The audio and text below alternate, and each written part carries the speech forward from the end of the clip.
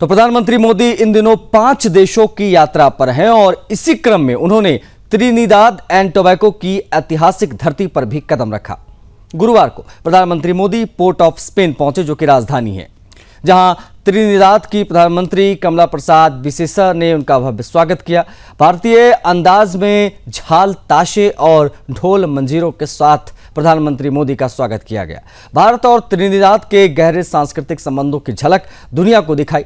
खास बात रही कि भोजपुरी चौताल, जिसकी प्रस्तुति ने पीएम मोदी को भाव विभोर किया।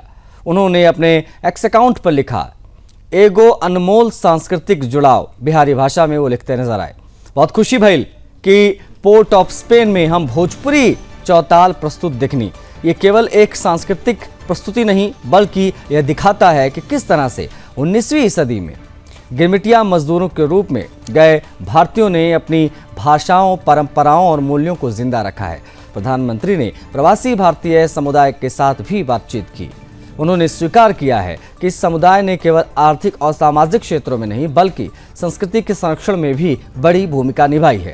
लेकिन उन्होंने भारत को जानो क्विज के विजेताओं शंकर रामजतन, निकोलस मुराज और विंस महतो से मुलाकात कर इस प्रयास की भी सराहना की। विदेश मंत्रालय के अनुसार त्रिनिदाद एंड टोबैगो की कुल 13 लाख की आबादी में से करीब 45% भारतीय मूल के लोग हैं। इनमें अधिकांश तो पूर्वी उत्तर प्रदेश और बिहार के हैं।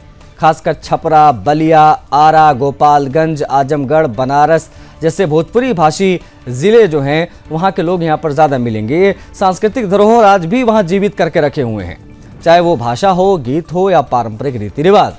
पीएम मोदी की यह यात्रा केवल कूटनीति नहीं, बल्कि भावनात्मक और सांस्कृतिक जुड़ाव की मिसाल है। उन्होंने ये भी संदेश दिया है कि भारत के प्रवासी दुनिया में जहाँ भी हों, वो भारत की आत्मा को हमेशा जीवित रखते हैं। पीएम मोदी को त्रिनिदाद में सांस्कृतिक सम्मान भी मिला। पीएम ने चौताल को गौरव का प्रतीक भी बताया। भोजपुरी की गूंज विदेशों में किस प्रकार से फैली, वो भी यहाँ पर दिखाई दी।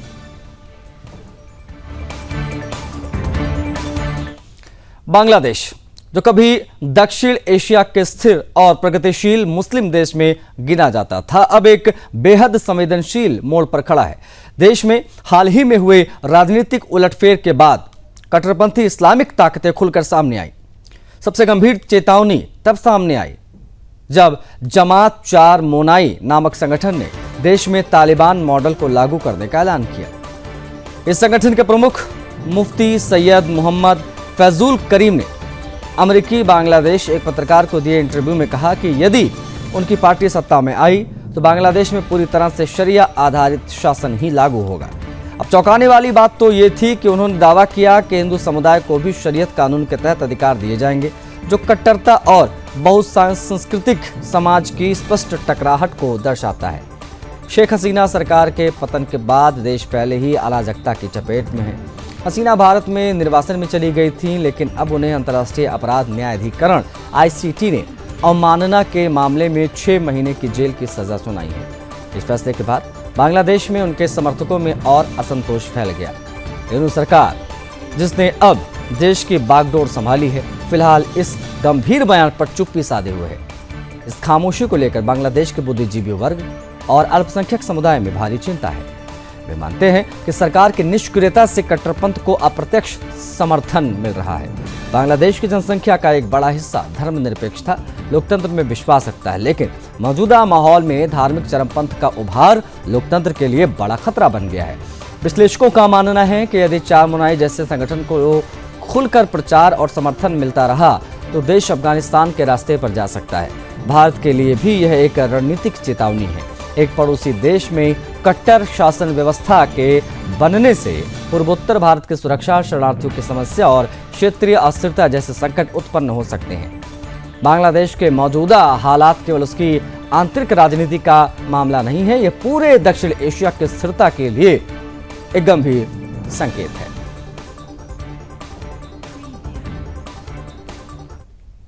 रूस ने दुनिया को चौंकाते हुए अफगानिस्तान की तालिबान सरकार को आधिकारिक मान्यता दे दी है और यह कदम दक्षिण एशिया की राजनीतिक संरचना में एक बड़ा मोड़ साबित हो सकता है।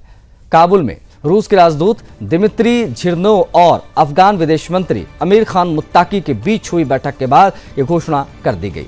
तालिबान के प्रवक्ता जिया अहमद तकाल ने पुष्टि की, रूस पहला देश बना है जिसने इस्लामिक अमीरात को मान्यता दी है।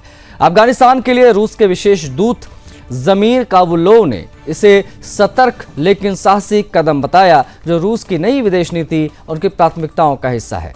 सबसे ज्यादा चोट पाकिस्तान को इस पर लगी है, जो वर्षों से तालिबान का रणनीतिक समर्थक रहा है, लेकिन अब तक खुद तालिबान सरकार को मान्यता नहीं दे पाया। इसकी वजह पाकिस्तान के पास तालिबान पर प्रभाव का दावा कमजोर पड़ना है। इसके अलावा तहरीक तालिबान पाकिस्तान टीटीपी को लेकर अफगान इस्लामाबाद रिश्ते तनावपूर्ण रहे। ऐसे में अफगानिस्तान अब रूस जैसे शक्तिशाली मित्र के साथ सीधे वैश्विक मंच से जुड़ने की कोशिश करेगा, जिससे पाकिस्तान को क्षेत्रीय संतुलन में पिछड़ने का डर है।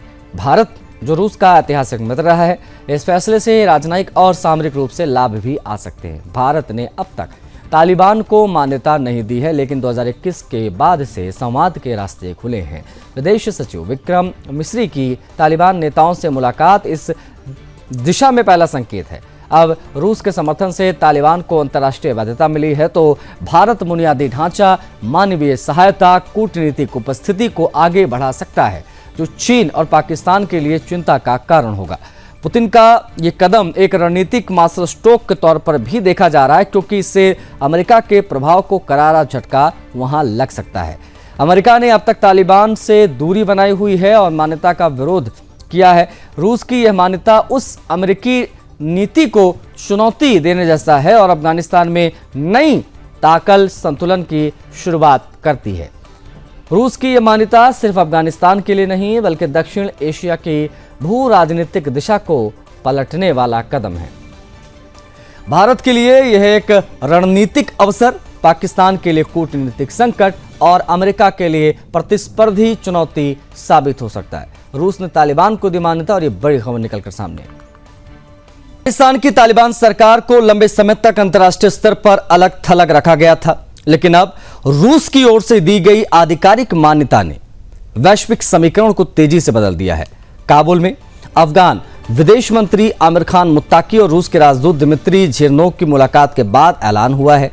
मुत्ताकी ने इस कदम को बहादुरी भरा निर्णय बताया है और दावा किया है कि अब भारत, अमेरिका, पाकिस्तान और चीन जैसे देश उनके संपर्क में हैं। लेकिन सबसे बड़ा सवाल यह है कि जिस तालिबान को एक समय आतंकी संगठन माना गया, वो अचानक इतनी बड़ी भूमिका में आया कैसे? नंबर 1, रणनीतिक स्थिति। एक एक करके सिलसिलेवार हम आपको समझाएंगे ताकि आपके लिए चीजें आसान हो। देखिए, सभी के लिए अनमोल अफगानिस्तान की भौगोलिक स्थिति ही उसकी सबसे बड़ी ताकत है। यह देश दक्षिण, मध्य और पश्चिम एशिया के संगम पर है। भारत, चीन, ईरान, रूस और पाकिस्तान जैसे देश के बीच एक भू राजनीतिक लैंड ब्रिज है। चीन की बेल्ट एंड रोड पहल हो या रूस के नए कॉरिडोर, अफगानिस्तान हर जगह केंद्रीय भूमिका निभाता है। भारत, चीन, अमेरिका सब संपर्क में है। खनिजों का खजाना, $1 ट्रिलियन का माल तालिबान के कब्जे वाले इलाकों में अरब डॉलर के लिथियम, कोबाल्ट, तांबा, सोना जैसे कीमती खनिज मौजूद हैं। अमेरिका भी इन्हें दोहन करने के लिए 2017 में योजना बना चुका था, लेकिन वह अधूरी योजना रह गई। अब चीन और रूस इस मौके को भुनाना चाहते हैं। विशेष रूप से इलेक्ट्रिक वाहन युग में लिथियम की डिमांड ने तालिबान की सौदेबाजी की ताकत बढ़ा दी है। ऊर्जा और परिवहन परियोजना में जरूरत, तापी गैस पाइपलाइन, कासा 1000 बिजली परियोजना और 5 नेशंस रेलवे कॉरिडोर जैसी योजनाएं तालिबान के सहयोग के बिना संभव नहीं है। अफगानिस्तान इस क्षेत्र के ऊर्जा ट्रांजिट गेटवे के रूप में उभर रहा है, खासकर जब पश्चिमी देशों ने रूस और ईरान पर प्रतिबंध लगा रखा है। तालिबान से बातचीत अब मजबूरी। हालांकि तालिबान की कट्टरपंथी नीतियां, खासकर महिला अल्पसंख्यकों पर उनके रवैये अब चिंता का विषय हैं, लेकिन वैश्विक ताकतों की रणनीतिक और आर्थिक मजबूरियां उन्हें तालिबान के करीब ले जा रही हैं। रूस की पहल यह दिखाती है कि जब लाभ स्पष्ट हो तो कूटनीतिक आदर्शों को पीछे छोड़ा जा सकता है। तालिबान अब एक भू राजनीतिक वास्तविकता बन चुका है, जिसे आंखें मूंदना अब किसी के लिए संभव नहीं है। भारत, चीन, अमेरिका और पाकिस्तान सब इस मोर्चे पर एक्टिव हैं। रूस की मान्यता पहला कदम है और यह संकेत है कि तालिबान अब सिर्फ मुद्दा नहीं, मजबूरी और अवसर दोनों बन चुका है।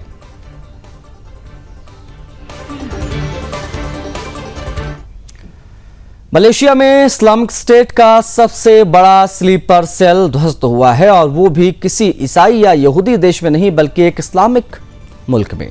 सोचिए, जब मुस्लिम देश ही इस्लामी आतंकवाद से सुरक्षित नहीं है तो भारत जैसे लोकतांत्रिक राष्ट्र के लिए ये कितना बड़ा खतरा है।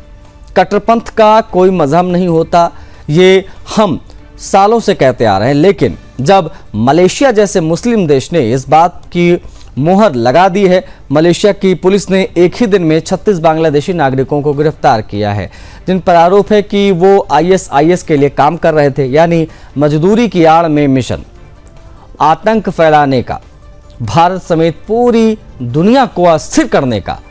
मलेशिया के गृह मंत्री ने साफ कहा है कि अपने देश को आईएसआईएस का अड्डा हम नहीं बनने देंगे। लेकिन सवाल महत्वपूर्ण है, क्या भारत तैयार है?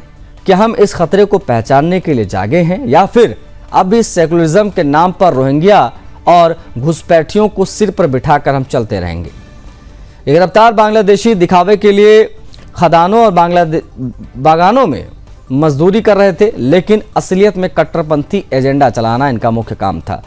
सोशल मीडिया पर उकसाने वाले पोस्ट, गुप्त बैठकों के जरिए युवाओं को भड़काना, यही वो काम है जो आज कई घुसपैठिए भारत में भी कर रहे हैं। सवाल अब सरकार से है, जब मलेशिया जैसे मुस्लिम राष्ट्र ने आतंकी नेटवर्क को कुचल दिया, तो क्या भारत में रोहिंग्या और बांग्लादेशी घुसपैठियों पर कोई ठोस एक्शन होगा? सवाल तो ये भी है कि क्या आज़ादी के 77 साल बाद भी हम ये तय नहीं कर पा रहे कि हमारी ज़मीन पर कौन रह सकता है, कौन नहीं रह सकता है। कट्टरपंथ के खिलाफ एक राष्ट्र की आवाज़ एक महीने चाहिए, एक होनी चाहिए। और आज अगर सुदर्शन न्यूज़ ये सवाल पूछ रहा है तो इसीलिए क्योंकि हम डरते नहीं हैं। हम पहले भी कहते हैं और कहते आए थे, आज भी वही दोहराएंगे। चाहे आतंक भारत के बाहर पनपे या भीतर, उसकी जड़ें काटनी बहुत ज़रूरी है, उसकी जड़ें काटनी होंगी। और उसके लिए सबसे पहला कदम है अवैध घुसपैठियों की पहचान और निष्कासन। मलेशिया ने चेतावनी दे दी है, अब हमारी बारी है। अगर आज नहीं जगे तो कल पछताना पड़ेगा, ये भी लिख कर ले लीजिए।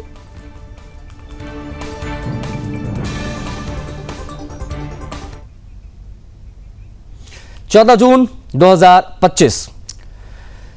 2025 की रात को ब्रिटेन की रॉयल नेवी की उन्नत F-35B फाइटर जेट, जिसको आप इस वक्त अपनी टीवी स्क्रीन पर देख पा रहे हैं, ये लाइटनिंग 2 तेल भंडार की कमी और खराब मौसम के चलते केरल के तिरुवनंतपुरम एयरपोर्ट में इमरजेंसी लैंडिंग इसकी होती है। इसके बाद जांच में देखा गया कि जेट के हाइड्रोलिक सिस्टम में गंभीर समस्या आ गई है, जिसके कारण इसे वापस कागर या नावे भेजना संभव नहीं था।